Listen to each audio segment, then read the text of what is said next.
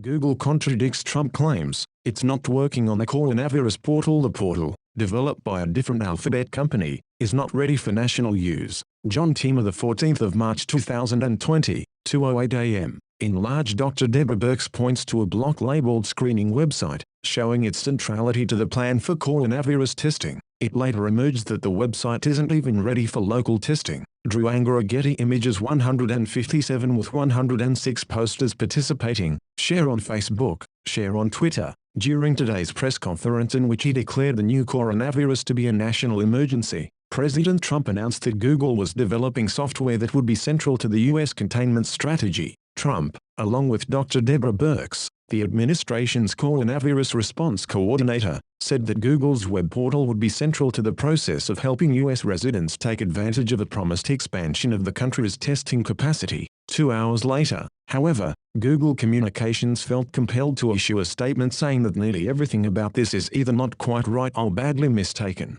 The portal is being done by a different company, and isn't even ready for testing in the single location it's planned for, California's Bay Area. Google's role in the process was mentioned twice, first by Trump himself, who said, "Google is helping to develop a website. It's going to be very quickly done, unlike websites of the past, to determine whether a test is warranted, and to facilitate testing at a nearby convenient location." He went on to claim that Google currently had 700 engineers working on the project right now, but it wasn't simply Trump who failed to have a grip on the facts. Dr. Birx was brought on to elaborate on the government's planned response, and said that Google would have a central role in it. "We wanted to also announce this new approach to testing," she said, "which will start in this screening website facilitated by Google." The website would supposedly ask users about risk factors and symptoms, determine if a test is warranted, and then direct them to a nearby drive-through testing center. Problems start with the fact that Google isn't involved in this.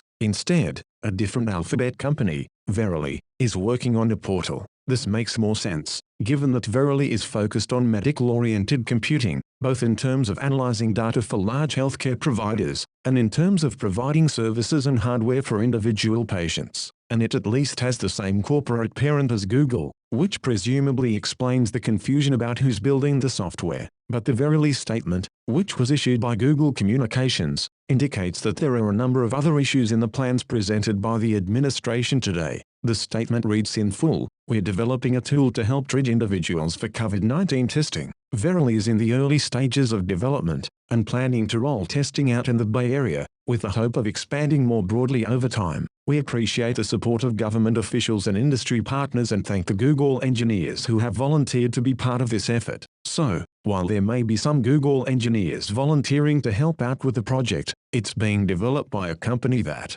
as of 2 years ago, had a total headcount that was less than a third of the 1,700 engineers claimed by Trump. The website is not even ready for use for a single region in one state, much less ready to become a central part of the government's strategy of allocating the millions of tests it announced would be available in the near future. As of this report, the administration had not clarified what its actual plan is. Given that key figures in devising said plan were acting as if this portal were ready for use just a few hours ago, it may take them some time to develop one.